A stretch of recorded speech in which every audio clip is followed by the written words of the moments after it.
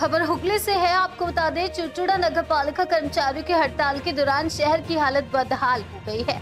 जगह जगह कूड़ा कचरा फैला हुआ है। शहर के कूड़ेदानों की सफाई नहीं हो रही है। इससे शहरवासियों को बीमारी फैलने का डर है। ये परिस्थिति हुगली जिले चुचुड़ा नगर की है।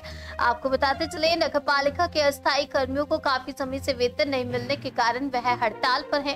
काम नहीं करने से पूरे शहर के लोगों को काफी परेशानी हो रही है। सड़कों पर कूड़ा फैला है। अस्थायी कर्मचारियों ने समय पर वेतन देने की मांग करते हुए कहा कि हमारे वेतन को जल्द से जल्द समाधान निकाला जाए। अगर ऐसा नहीं हुआ तो वे काम पर नहीं लौटेंगे।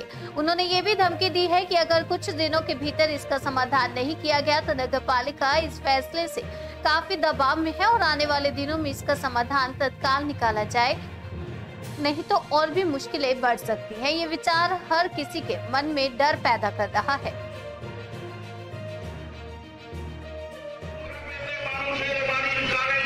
দেখুন, হুগলি জেলা পৌরসভা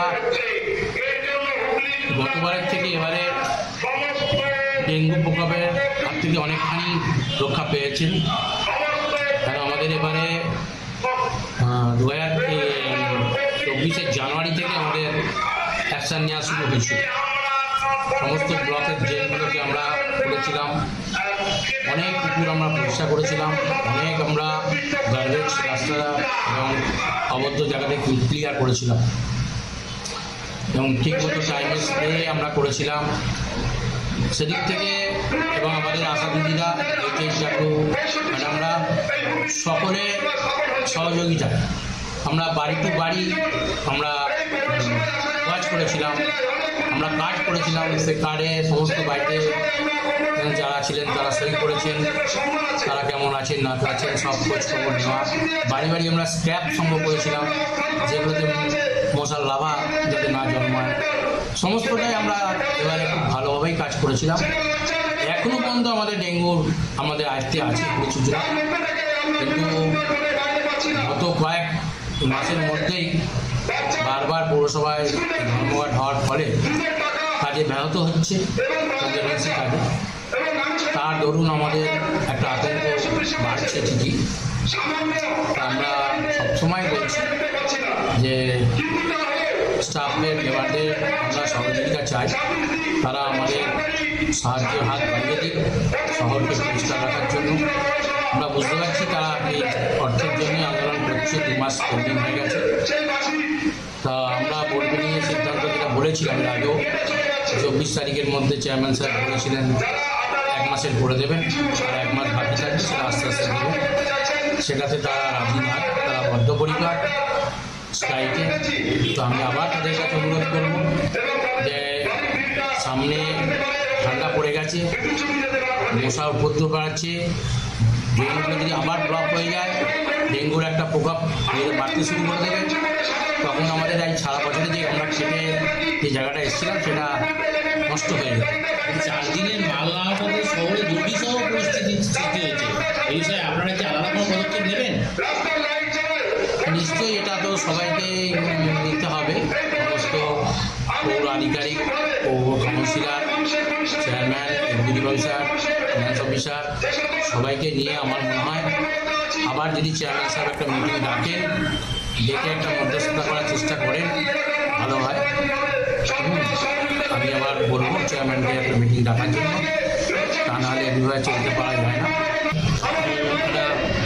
তারা ভাবছি যে আয়ের উপরে যেমন আয় হবে তেমন বাইরে দেবো। যদি কোনো স্পেশাল ফান্ড ব্যবস্থা করা যায়, ম্যাডাম এটা উচিত চেয়ারম্যান সাহেবের বলবো যে আপনি একবার উপর মহলে কথা বলুন।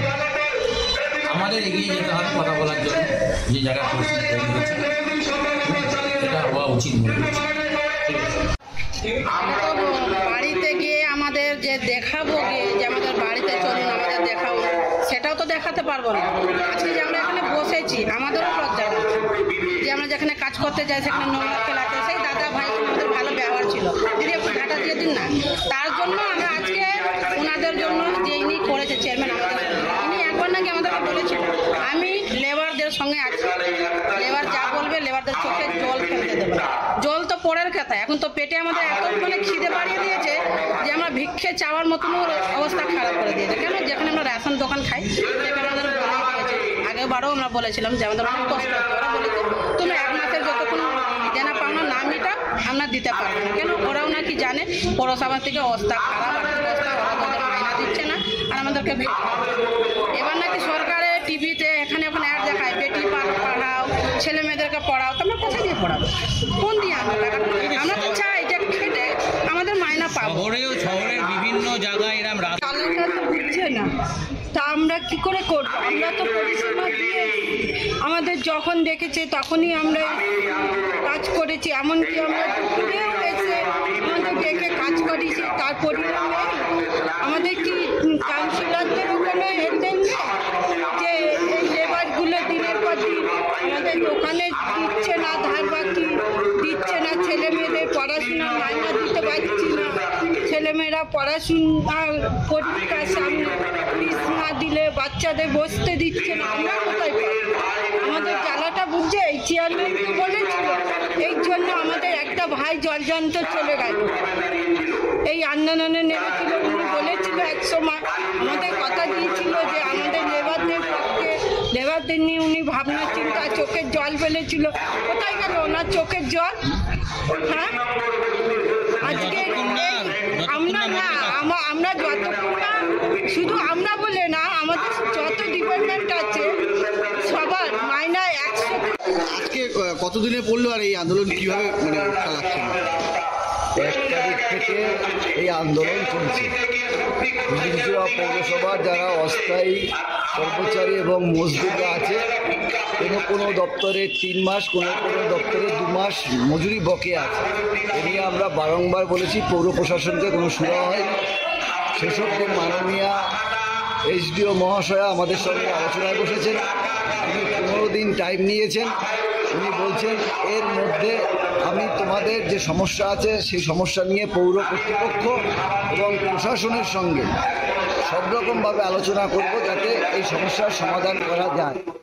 সেই আশ্বাস পেয়ে উনি আমাদের কতগুলো জায়গায় অনুরোধ করেছেন, যেমন জরুরি পরিষেবা, লাইট, জল, অ্যাম্বুলেন্স, সববাহী গাড়ি, এগুলো আমরা এই যে আমাদের কর্মসূচি চলছে এর বাইরে আমরা রেখেছি, সচল রেখেছি।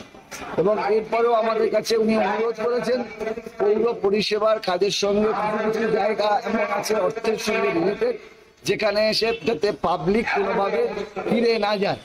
যেমন অ্যাকাউন্টস দপ্তর বলুন, আমাদের অ্যাকাউন্ট সেকশন বলুন, আর হেলথ বলুন, আর হচ্ছে আপনার আমাদের ওই যে লেজার ট্যাক্স, সেখানে মানুষ ট্যাক্স জমা দেয়, ট্যাক্সের পয়সা জমা দেয়, যেখান থেকে ডেথ বার্থ সার্টিফিকেট পাওয়া যায়।